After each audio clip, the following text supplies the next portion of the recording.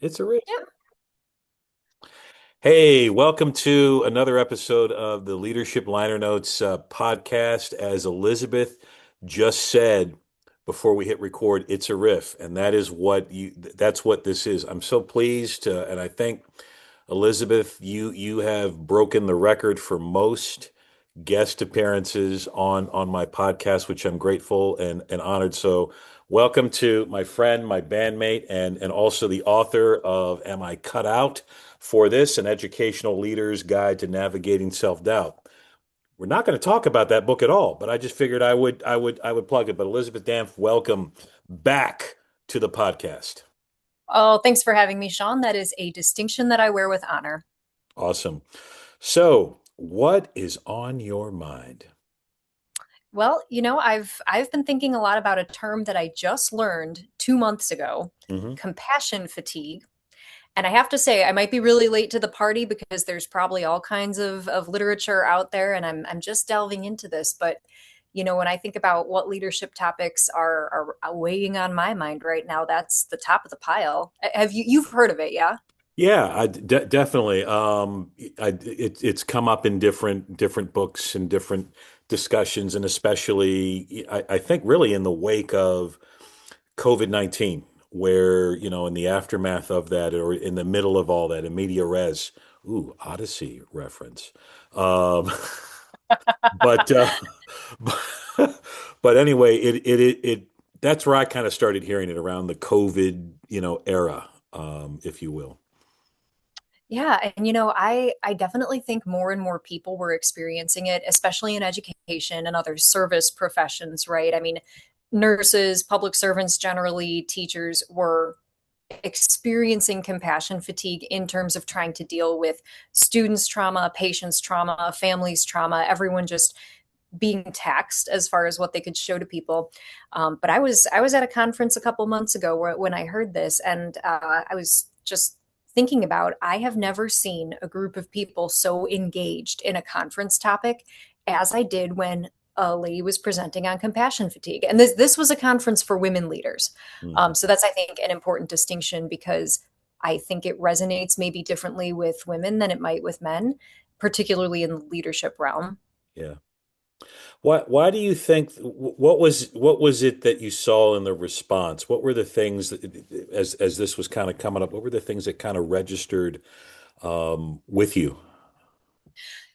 I mean, to be really honest, I think the thing that resonated with me talking with the women in this presentation, it was exhaustion and exasperation. I mean, fatigue is the key word, right? Compassion fatigue. You get to a point where you're not sure that you have any more to give. Your cup is empty. Yeah. People are coming to you with needs that maybe you can't meet, and maybe it shouldn't be your responsibility to meet. And the leaders that were in this room seemed frustrated. I mean, they really did. Just listening to the presentation, and the presenter was talking about, well, I had this awful abuse scandal happen. I was dealing with a student who, had gone through some serious trauma and the death of a parent. And then I had staff members who were dealing with this. And then I had my own family was dealing with this, and teachers were coming to me with that. And the leader felt like she was in the center with so many needs of other people piling down on her that she couldn't attend to her own needs at any point, or she would feel selfish if she did. Yeah. And everyone in the room nodding their heads, yes, I don't know if I can listen to everyone's emotional burdens. And then I think too, maybe this might be unique to female leaders. There's the assumption that that emotional weight must fall on your shoulders because you're never just listening, Right. you're also bearing and assuming some responsibility for other people's emotional well-being. And I think that's where the fatigue really comes in. Yeah, I mean, that is interesting because, and there's, even though nurture to me, which is very much a human act, but for whatever reason, it is seen as the being the primary role for a female. This I guess maybe we're getting into some Joseph Campbell stuff right now, but just in terms of the age-old distinction between hunter and gatherer, and sometimes compassion in male leaders is seen as a weakness. I get a little grief about that, and jided about that for being, a little too much like Alan Alda, in terms of compassion and wearing. And I do wear my emotions on my sleeve, and I do feel somewhat paternal, probably the older that I get, as a leader. But it's an interesting manifestation. So you're at this conference, you're hearing about this term. What kind of any conclusions or any kind of thoughts on this manifestation? I mean, again, a very very interesting scene that you're in at this conference, and it's, man, I can just such an emotional response. Well, sure. And I mean, I it was weird because I had never heard the term before, but I definitely understood the feeling. And so as soon as that feeling got a name, something connected for me of, oh, I'm so glad I'm not the only person who sometimes feels exhausted by bearing the weight of other people's emotions. So it was Mhm. affirming in that sense. Um, I think one of my, I guess, takeaways from talking to people had to do with boundaries. It really did. The reluctance, I think, of leaders and potentially female leaders, but maybe all leaders, to draw a boundary between what they will and will not firstly take on, what they will and will not give of themselves. I was sitting next to a woman, and she was talking about how the only time that she ever turned off notifications on her phone for her work email and for her texts was the 1 hour a week she spent in church. And to me, that I would feel emotional fatigue constantly if I felt the need to respond to every single email as it came in, if my phone were blowing up literally 7 days a week, if I felt that I wasn't worthy of disconnecting and I couldn't even set that reasonable boundary for myself. So I think there's that. And I also, my other takeaway as I was talking to women, I thought maybe there is an overcorrection, perhaps, because I think that as more and more women became leaders, not just in education, but in all industries, one of the ways that women had to sell themselves as a valid leader was, hey, I'm bringing in maybe a little bit of a softer touch, and like I'm a Yeah. culture builder, and I want people to feel safe. I want them to feel a sense of belonging. I want them to feel like they matter, that they can approach me, maybe that this top down authoritarian style that maybe we more associate conventionally with male leaders, perhaps that was how women felt they could access the workplace, was to be that more empathetic presence. But maybe we overcorrected. And maybe now people come to female leaders just cap in hand, asking for more and more and more emotional attention. And it's not always practical to give it. That's probably a much longer answer than you were looking for, Sean. No, no, not at all. Because I think the key word that you mentioned are boundaries. And right Yeah. now, in leadership, and even in within our respective roles as leaders, and I've noticed this more and more over the years, that the boundaries that we attempt to impose on ourselves. So just thinking about the example of the person saying, I turned off my notifications for 1 hour in church. One, good for her, because I'm one of those that I don't. Uh, but but I guess getting to the point here is that we tend to blur our own boundaries, because some of that is this kind of need. Maybe it's not necessarily compassion, but to be present, and to be responsive to the people we serve. And then also too, some of it is disaster avoidance. Like, okay, if I don't respond to this, and that's how my mind works sometimes, in terms of like the kind of the quantum physics of it. Like, if I don't respond to this email right now, then X, Y, and Z are going to happen, and it's going to cause a typhoon in my building, right? And then on the flip side of that coin, boundaries are blurred as well. Well, man, we've got phones and we're on social media, and so we have instant access, right? And I think sometimes folks think on both sides of that, like we have to be like Amazon. Like after this podcast, or maybe right now, people heard about your book and hit Amazon, and it's there, it arrives. And I think the same thing happens in leadership and those that respond to leadership. So I think boundaries are so key, but I'm going to tell you, I'm a failure when it comes to that. I try. I'm getting better at it, I think, but for others, it's not even part of their own leadership equation. Well, and I mean, do you ever feel though that perhaps you respond intuitively, but then maybe when you need to step back and when you need to look at the bigger picture of, all right, what am I trying to do? What precedent am I trying to set in the building? Like, is there ever a tension for you between being always on, but then stepping back and reflecting and kind of disconnecting and taking a second for yourself and thinking big picture, what is it that I want to do with this school that I'm leading? Yes and no and yes. So, um, I, by nature, I like to reflect, and I Yeah. like to sit back. So my daughter, one of my daughters was saying this as a compliment, but then also as a jibe. That Dad, you move too slowly. And I do. And especially like I try to analyze the situation and let me be careful with my words. And I know that's in years past that has driven people over the edge. Just make a decision. I need to know now. And I'm like, no, no, no. I need to think. I need to bebop and scat a little bit and listen to some Coltrane. So yeah, it is important to be reflective, but again, getting back to the Amazon, uh, reference here. I mean, I once I order the book or order the album or order the shirt or whatever, I'm checking for the updates. I'm tracking the package. Is it, where is it? You said it was going to be here tomorrow between 10 and 2, and it's 2:05. Where is it? So I think there's that same kind of thing that's out there in leadership realms. Like people sometimes we don't honor reflection. We don't value it.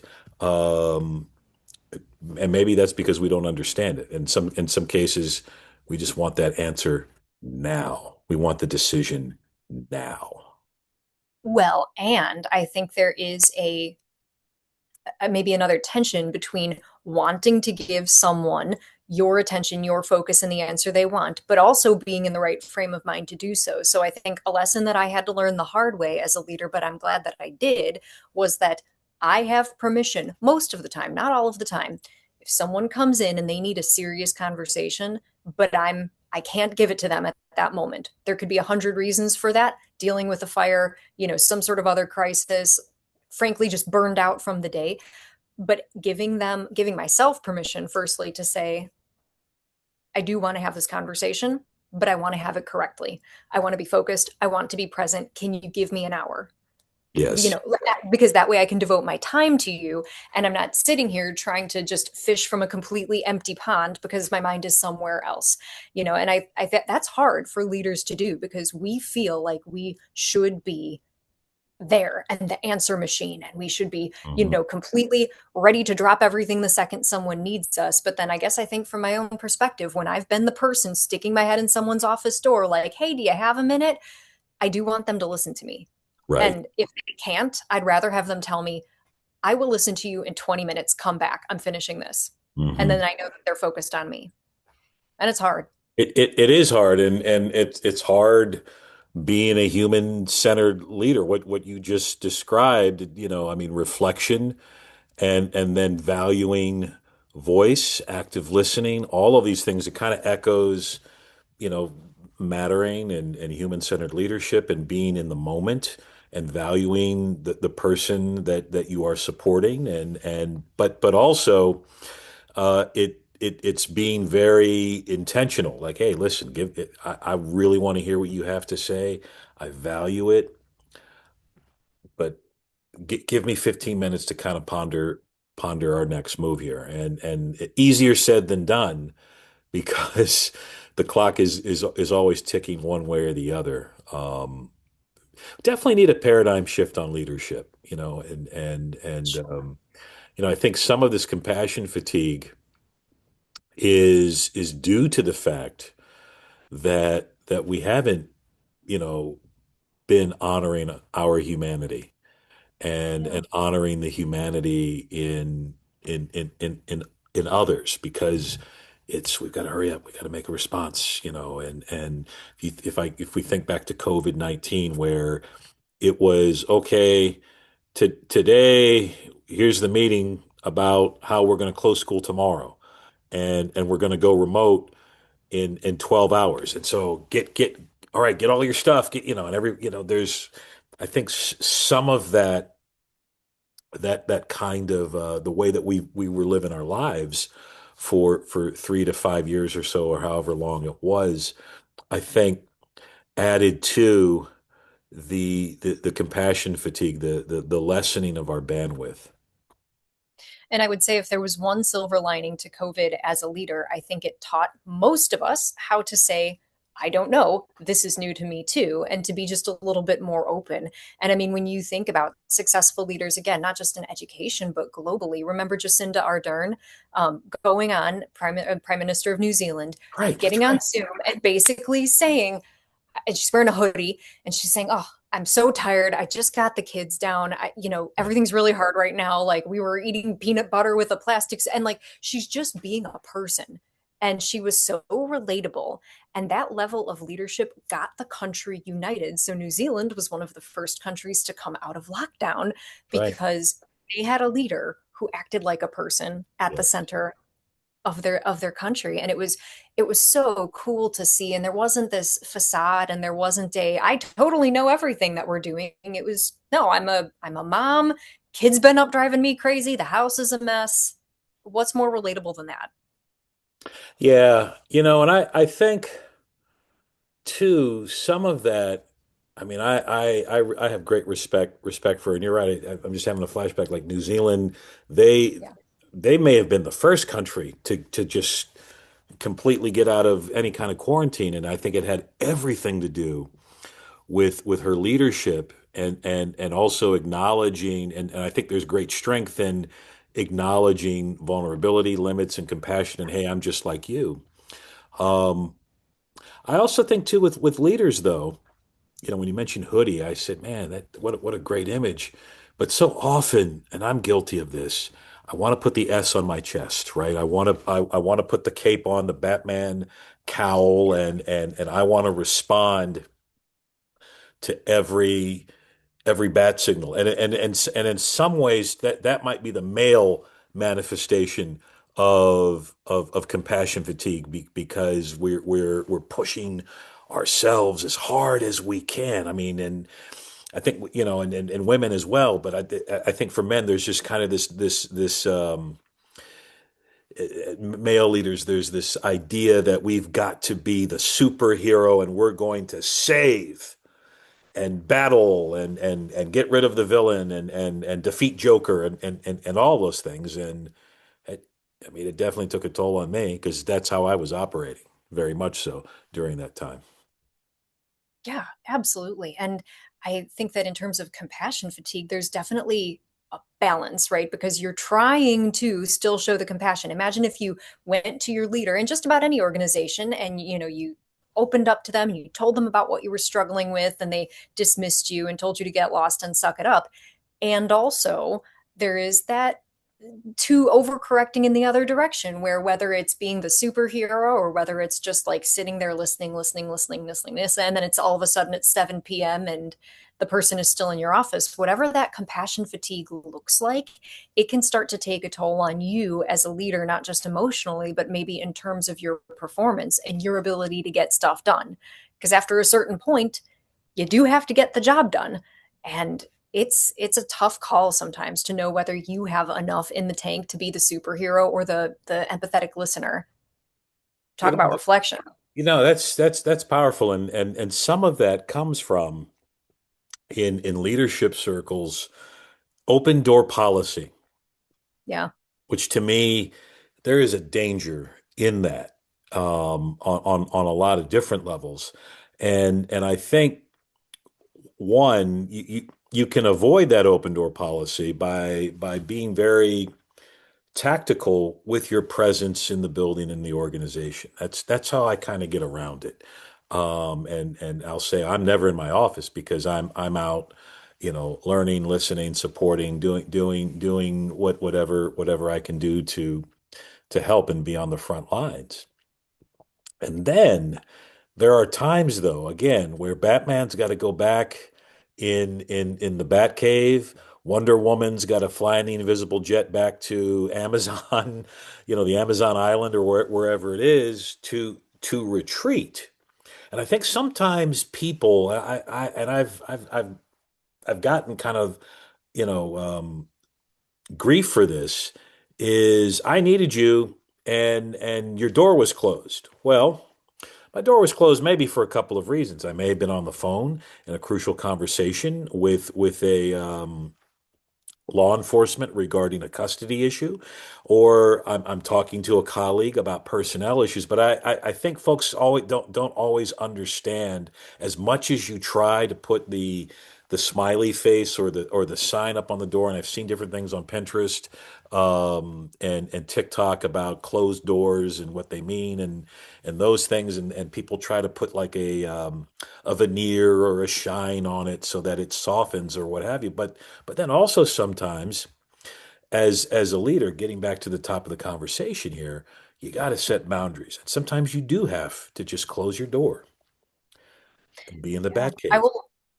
Yeah. Well, even if you're just recharging for 5 minutes, think about how many leaders don't even close their doors so that they can eat lunch for 10 minutes in peace and quiet, right? Yeah, Um, I mean, I covet that culture where people don't even eat lunch in their office at all, but rather go outside, sit at the picnic table, take in the sun, yeah, disconnect, leave your computer in the office. I hope one day that happens a little bit more commonly in the US. But I also, to me, this raises another interesting question because I've seen that situation happen where leaders get all kinds of shame because they had their office door closed or because they weren't able to attend to something right in the moment, which then raises for me the question of the professional responsibility of other people. amen. Um, I have unfortunately seen situations where people take advantage either of a leader's compassion by maybe pushing the right buttons, saying the right words, giving the same stories again and again and again. Dare I say, those stories might even turn into excuses sometimes. Yeah, Or they will take one instance of boundary setting or an inattentiveness in the leader and turn it into a character judgment on yep. their entire personality. But then that makes me want to hold up a mirror and say, look at how professionally you're behaving, or should I say not behaving, right? Look at Mhm. what could have you done about that situation. And it's tough. And then as a compassionate leader, you want to have high expectations and also be compassionate, and that's a whole separate thing. Absolutely. And it kind of echoes, actually, Elizabeth, it echoes the book that you recommended to me years ago, Critical Accountability.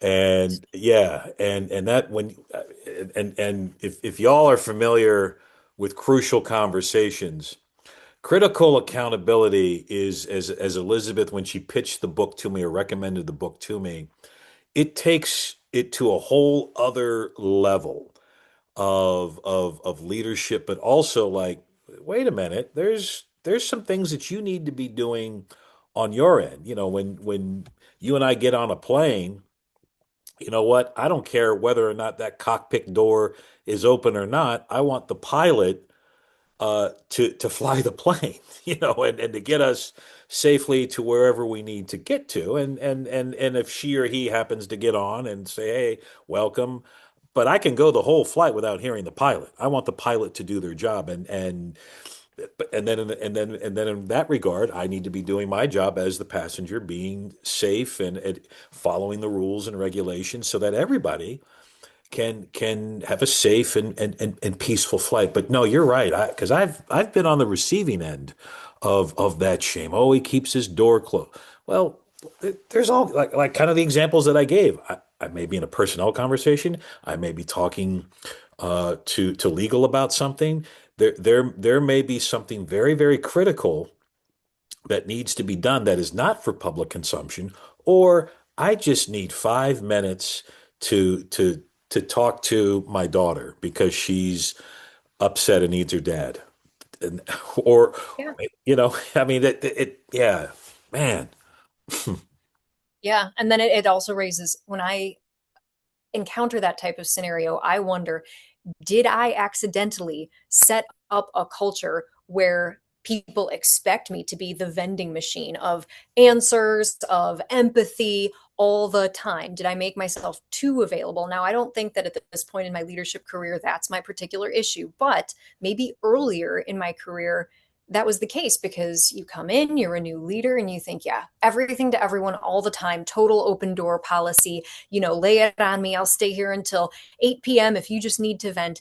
And then you start to learn that that's not actually solid leadership because it can come back and bite you in the butt like that. But you talk about accountability. I do think that we have just such a small way of thinking about accountability and about professional expectations. I think we assume sometimes that in order to be compassionate and empathetic, it's mutually exclusive to accountability. And that's a needle that leaders need to thread, however compassionate they are. Yeah. Yeah. Why do you say that? Why do you think so? Well, I mean, I think in terms of thinking about them as mutually exclusive, it is because everyone wants the grace when it's them. Everyone wants the additional understanding of, look, I know I've been late to work 5 times this month, but you don't understand. My kid is just being a nightmare, and there's always traffic on the road, and the daycare doesn't even open until this time, and then the car broke. And so there's always something. But I also think that as a leader, it is your job to guard the culture of the building in terms of getting people to take the job seriously. And if you want to have a professional culture, you do have professional expectations. And so, you thread that line of, let me help you get to where you need to go, but the line isn't going to go down, right? The bar Mhm. is not getting lowered. I'm going to help raise you up. And that's what compassion looks like when tempered with accountability. That's a rewindable moment right there for those that are listening and viewing. Elizabeth, over the years, I've been honored to engage in many, many conversations with you on and off camera, and we very, very grateful to that you pick up the phone when I call or respond to a text when I share that, and the feeling is mutual. I always consider you to be a barometer for leadership. And even before I met you, I would religiously and copiously read your blog posts in ASCD and would copy them and highlight them. And I just always felt like you had a finger on the pulse of leadership. And so I really value your insight. So why why is compassionate fatigue resonating with you at this time? Like, and again, this may be the second or third time we've kind of referenced this. Like, I mean, we're kind of hitting record and we're riffing and we're going, but Yeah. but we knew we were gonna kind of like this was gonna be like the frame for Yeah. our conversation this evening. So, but why is it really resonating with you at this time in your life or career, if I may ask? Yeah, yeah. Well, there's two things. I think looking at it through the lens of educational leadership, principal turnover and administrative turnover generally, and educator turnover generally are all terrible. Yeah. They're terrible. And they've been awful for a long time. I think that the old statistic of 40% of educators leaving the profession within the first 5 years is still valid. Yes. And I think administrative turnover is just at an unbelievable summit right now. Even during the later part of the pandemic, 2022, something like 50% of principals were planning to leave the profession. I see it just in my own experience. I see it in my state. I see it everywhere. Leaders are completely tapped out, Yeah. which means that we are doing leadership wrong. Yeah. That's what that means. If you have 50% of administrators considering or planning to leave education, and you have people who are just fleeing the profession, trying to find either a better profession or a better school district if they do plan to stay in education, we're doing it wrong. And so, what are we doing wrong is the question. I don't think that administrators are fleeing education because of students or pay or school boards individually. But I think that if you take all of the things that were already hard, I think if you take, well, there was always low pay and there was always a high political Right. net, out there waiting for you. If you take all of that and then you take on top of that, and now it's such an emotion laden profession. We're caring for people. It's a people industry, but the expectation for emotional care is incredibly high. So people are coming in saying, I do expect my principal to listen to me, even if I need to be there until 6. I do expect that if something's going on in my life, I can bring it to the door of my leaders and lay it down and they'll help me work through it. I do expect to be in a culture where I feel like I belong. And those expectations aren't necessarily bad, but they are a heck of a lot of pressure on leaders. And so I think when leaders set unrealistic expectations for themselves, or when they accept the unrealistic expectations of others and take that weight on their shoulder, you can only do it for so long. Wow. And there are too many people, and I mean, like, them, that have experienced adverse life and health effects as a result of the pressures of leadership. There comes a point, there comes a point where you just say, this isn't worth my health. I Yeah. don't want to be in the hospital again. So that's one lens. And I would say the other lens that I'm looking at this through, and why compassion fatigue has been on my mind, is that I think there is a lot of interesting, that's a euphemism. There's a lot of interesting conversation going on in the world of feminism and women's leadership right now. Yes. And the mere fact that I was sitting in a room in a women's leadership conference with 30 other women who were just frustrated Mm. when they heard about compassion fatigue, and they felt so heard and seen for the first time, and they themselves maybe had accepted unrealistic expectations of others, but just seeing these people saying, you know what, yeah, something is off kilter, and I think it might be a gendered thing, or I think that women maybe experience it differently than men. I think maybe these expectations are laid on female leaders more than they are on male leaders. People maybe expect male leaders to be directive, but if a lady leader acts like that, maybe they get a little bit more shade because women are supposed to be more compassionate. I that kind of resonated with me. And then I look around and I wonder, yes, is it possible that women accept that expectation more? Hmm. Wow, that's powerful. And also, as I'm here, thank you for that response. Because as I hear you sharing that, like, I'm like, man, that's a chapter, that's a blog, that's a keynote, right there. I love when you land on a topic of interest and but also too, I mean, I think I've talked about this the last several podcast episodes for all the longtime listeners out there is the Gallup data is so damning Mm. about folks leaving the profession in education, whether teacher, paraprofessional, school leader. And this is, I'm going into year 34, and I'm probably, I mean, the folks that I was thinking about, like the cohort that I started with 34 years ago, very few are still in education.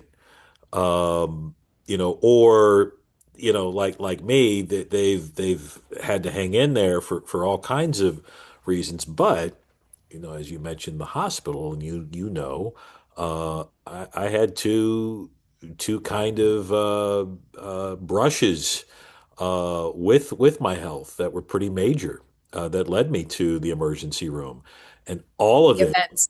Yeah. yeah, events, and all of that had to do with how I was, the speed and the velocity at which I was going as a leader. Now, thankfully, I don't plan on going a third time because, frankly, if I fear the third time I'm out of luck. But but it's important, man, that we have to. We have to shift the conversation and the paradigm on our limits and our boundaries. And we have to honor those. We have to, and maybe not even honor them anymore, Elizabeth, but fight for them. Yeah. I think I'm beyond honoring. Like I fight for my boundaries relentlessly now. Are you sure? Because you're talking about leaving your notifications on your phone up and like that to me, I could never. Yeah. Maybe text messages, like I have my phone on silent, but I'll look at it and check my text. But I'm going to say something that a lot of people will assume I'm a lazy bum for. I do not check my work email at home except for maybe the two busiest weeks of the year. Just during the institutes and new staff orientation that I run, I check it at home then because the alternative is chaos. But I have to set that boundary for myself because I am not just a leader. I am also a wife. I am also a daughter and a sister and an aunt. And I'm also a runner and a reader and a cosplayer. I am so many different things besides that. And every time I refuse to protect those identities, I feel like I'm not myself. Yeah. Leadership is important to me. I am also that, but I am not only that. And I need to protect everything else that I am in this world so it doesn't go away. Because you might resonate with this, I think, as a man, right? Many men, one of the biggest risks of, unfortunately, not to take the conversation in this direction, but of dying is retirement because so many men associate their identity with their job. Yes. And then when they retire, they die. This happened to the principal who hired me with my first teaching job. He retired and then he died a year later. And it was horrible. But then I discovered that it is actually such a common thing because tying yourself to your job and not protecting the other parts of your life is toxic, literally toxic. Yes. Yes. Thank you for coming to my TED Talk. No, no, no, no. This is like life coaching for me. So one distinction I'll make about the phone. So what I had to do after the first health event is I had everything school and personal on one phone. So I had to make a very clear distinction and use the school cell phone for what it is and the Sean cell phone for all the fun stuff and life stuff or personal life stuff. So notifications are on the personal phone in church. School phone doesn't even leave when Yeah. it stays home. So and to me that's a hack that has helped me survive because I was not present at all because I'm again trying to be Batman and put fires out and those things. So that's one way to fight for those boundaries. But no, you're right. You hit something home because it is something that I have struggled with and has also kind of come to fore in therapy for me is I was identifying the gig with myself. Now, after the second health issue, I knew as you know, I couldn't keep going at that speed. And so I had to shift my role for my own, health and sanity and those things. Um, but and since then, it has been a work in progress because again, I've had to learn, that there's like big bat signals and small bat signals, and to appreciate the smaller bat signals as opposed to just always going for the big ones, and that's tough, that statistic of retirement and mortality and tying your job in with your persona, let me tell you, that's a slippery slope. I've been there. And you have to again, you have to like do things that fill your soul personally. And I love how you kind of went through your catalog. I'm a wife, I'm a daughter, I'm a sister, I'm an aunt, I'm a writer, I'm a cosplayer, I'm all of these things, and all of those things are light years, and they should be light years away from your day gig, your 9 to 5 gig. It's easier said Yeah, I than mean, done, but and I've been there. well, I don't know. I mean, there's the way to think about it. My husband always says, well, look, like if I died, work would replace me next week. That's right. But my family never could. They never could. And so, given that, where do we choose to focus our hearts, right? Like the main part of who we are. What is worthy of attention? The place where you're completely irreplaceable, or the place where someone's probably knocking on the door right now, seeing if there is going to be an opening in your office, right? Yeah. And you just have to think about it in terms of big picture in your life. Let's say you live to 80, God willing. What will matter to you the most? It's obviously going to be your family and your relationships and your legacy that you left through who you were, not necessarily what you did, which is not to undersell what leadership can do. Good leaders make a massive difference. But at the cost of your life or your health, come on. And it seems to me that we are so afraid to talk about boundaries because we take it as a sign that we're bad leaders if we set a boundary, right? If I don't check my email on the weekend, I'm a bad leader. I don't care. If not, I'm not there working until 8 p.m. every night. I'm a bad leader. I don't care if I tell someone I don't have time for this thing right now. I hate them. I'm a terrible leader. And you never see that conversation about boundaries. We allude to it when we talk about wellness, but we never explicitly say, set a boundary. Because we like to shame each other. And then, of course, don't even get me started on the machinations of social media. And Yeah. you see, the person with the rolly desk and the this and the that and then that again fuels guilt. It fuels imposter syndrome and all those things. And then I would add, a little bit to your personal life catalog. So when you said wife and sister and daughter and all of those things, like for your husband, God willing, you're you're you're his only wife. You're the Yeah. only sister. You're the only sister to your sister. You're the only niece and aunt to those folks. You know what I'm saying? Like that is like their one shot. There is no Elizabeth Dampf clone. There is no Sean Gaylord clone that if I kick the bucket, oh okay, well here comes the brother, here comes the father. No, this is it.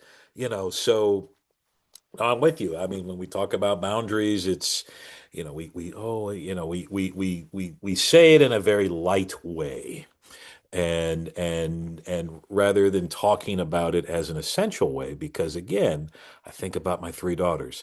I am the only father that they will ever have. I am not replaceable. That's it. No, I'm not. And no, and so why should I dive headlong into something that to your husband's point, it can replace you within minutes. no. I mean, truly. And your daughters deserve your absolute best. I mean, as a parent, you do owe your children your absolute best, which is not to say that as a principal or a leader of an organization, you don't also owe your best, but they only get a slice of your time. And Right. I think it has to become acceptable to say that. And I think as a leader, actually, if we were more explicit about the boundaries we set, it could be fantastic for the people we lead, not just for us and not just because we would be happier. But think about the world of teaching, right? The world that we're familiar with.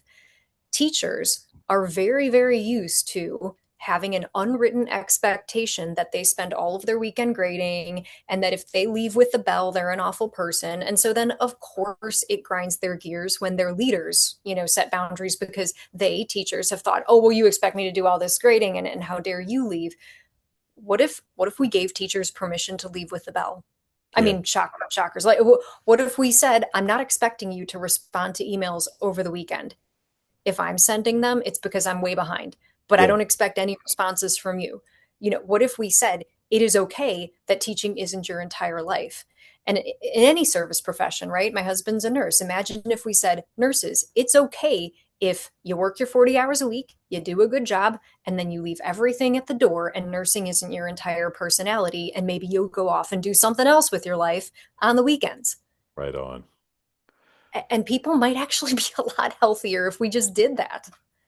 It's important, I think it's important that we tell people how the leadership sausage is made. And I find I find the more that I can be that behind the scenes director's commentary on the Blu-ray when it comes to, because sometimes you have to explain that, because if you and again, getting back to the closed door, situation, sometimes you have to really explain that so that people aren't shaming you, aren't misconstruing, not seeing, casting you as this distant, because that, frankly, there are educators that do a little bit of emotional blackmail on that towards leaders. I've been the recipient of that. Um, and then also, I think it's important for leaders too, in that transparency, to just say, all right, y'all, it's Tuesday. Don't bring anything home. When the bell rings, just go. It's Yeah. okay.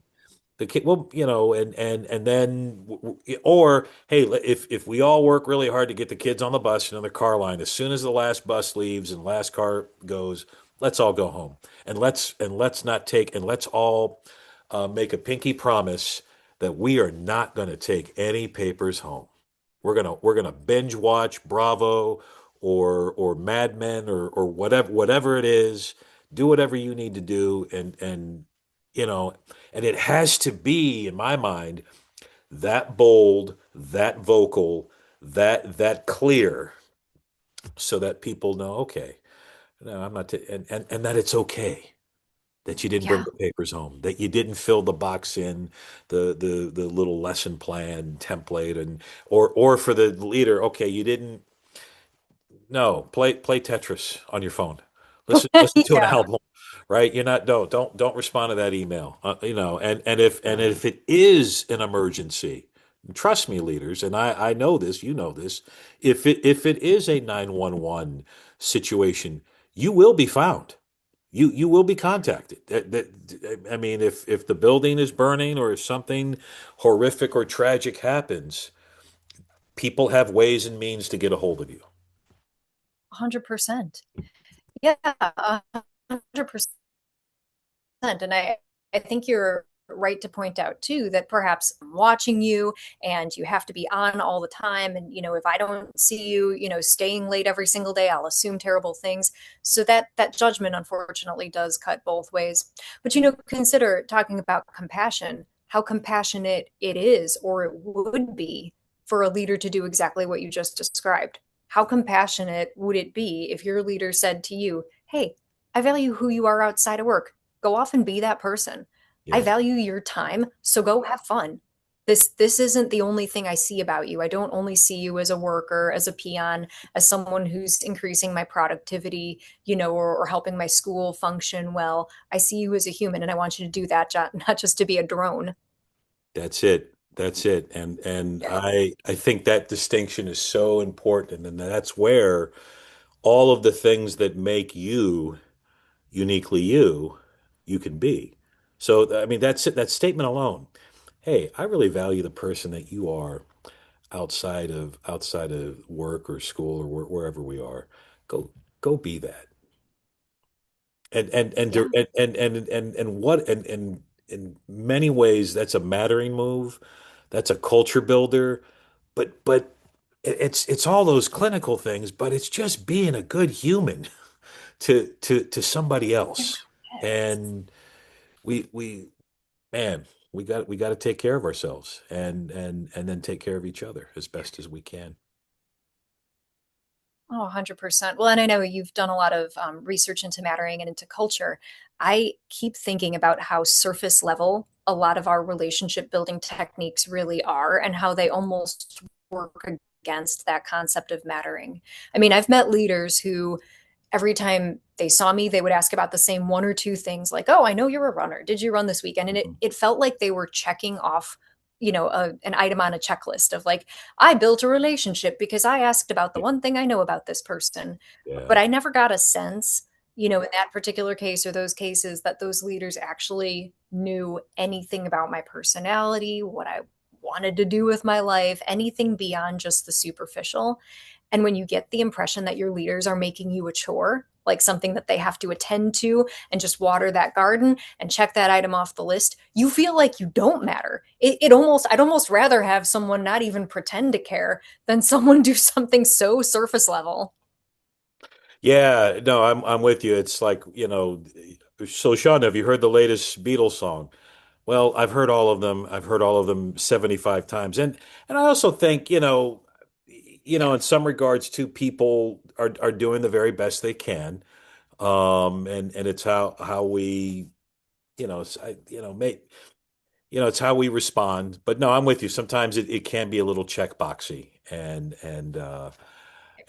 that's difficult too, So the mattering move, to me is, again, I've been doing a lot of reading and research on it, and really what it just comes down to helping you acknowledge that people are valued, and that they're significant to the organization. But yeah, there's a deeper dive than just beyond just checkboxing and putting your name on the refrigerator as an employee of the month. It's really taking that intentional time and building that relationship as and working that muscle as you would with marathon running or long distance running. You have to stay at it and let it build.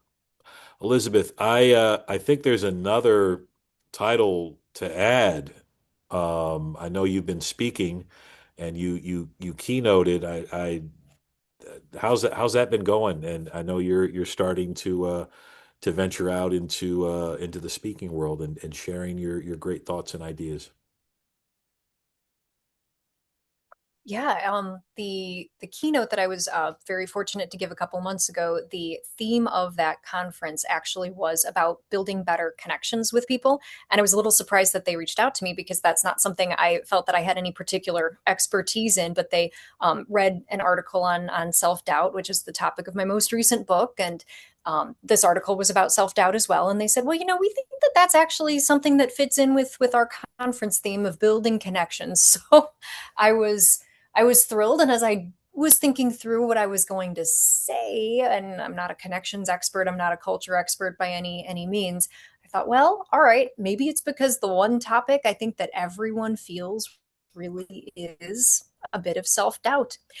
At least I hope they do, because if I met someone who had no self-doubt, I would be very, very concerned about them and probably not want to be their friend because they would probably be really arrogant and belligerent and maybe a little psychotic. Um, no, so I mean, I think that vulnerability really is our best source of connection with people was kind of my takeaway, which I know that that's not anything terribly new, but I think it's something that we forget Yeah. when it comes to the day-to-day grind of leadership, and having someone come in and remind you, hey, you can be a person, you can be a vulnerable person. People might like you more, not less. You won't lose respect, I promise. Yeah. So that was fantastic. And just as I try and snowball a couple of different topics that I'm interested in, I mean, there are so many conundra that leaders face on the reg that we just don't give enough airtime. So I'm so glad we had a chance to talk about compassion fatigue here, because that was an eye opener for me. Definitely trying to think through, like I told you before, jadedness and what we do about it. I mean, that's like one of my passion projects right now, as I say. Not a clue what I'm doing with it, but it's always on my mind. How can it not be right now when you work in an industry where people are feeling jaded and tapped out? Mhm. So a lot of little things going on. Women's leadership, always a hot topic for me. Awesome. Well, I'm really excited that you're going in this great new direction of speaking and connecting with folks in person, and I'm looking forward to the day that I'll be at a conference and I'll be sitting there and you're keynoting and speaking, and I will be shouting and leading the ovation and forcing people to stand up as well. There may have been a conference where I may have just moved your book to the top of the shelf. Well, thank you. There may have been. I don't know. I don't know. And there may have been some books that were put below this book. Am I cut out for this? An educational leaders guide to navigating self doubt. But I also know, and that's one of the things that I just admire and just and just get great joy from is that you are always thinking and going down all kinds of rabbit holes on all kinds of on a multitude of topics and issues and ideas. So, open invitation to any podcast that I am a part of, and we just start riffing and having fun in the meantime. So, thank you so much for always coming on and being my most frequent guest. Well, thank you, Sean. Yeah, I'm going to fill my punch card one day. I promise. So it's always a pleasure. Yes. Friends, thank you so much for tuning in to the Leadership Liner Notes podcast. I have really enjoyed, as I always do, any conversation with Elizabeth Dampf, and I'll be sure to place all of her LinkedIn and websites and all of those things in the show notes so that you can get a hold of her and be sure to pick up her most uh, uh, lately her latest book. Am I cut out for this? And I was trying to I was editing myself there because English teachers are the most late, but that's kind of awkward. So we the latest book by Elizabeth Dam. For all of you wordsmiths out there, yes, you're correcting me and shouting and going, Sean, just modify that suffix properly. Am I cut out for this? An educational leader's guide to navigating self doubt. Thank you so much, Elizabeth, for being a part of this. Don't forget to share with the world your dreams, your ideas, your visions, your compassion, but also be sure to share with the world your boundaries as well. You all help make the world a better place, just like my friend Elizabeth Damp. Thank you so much for tuning in.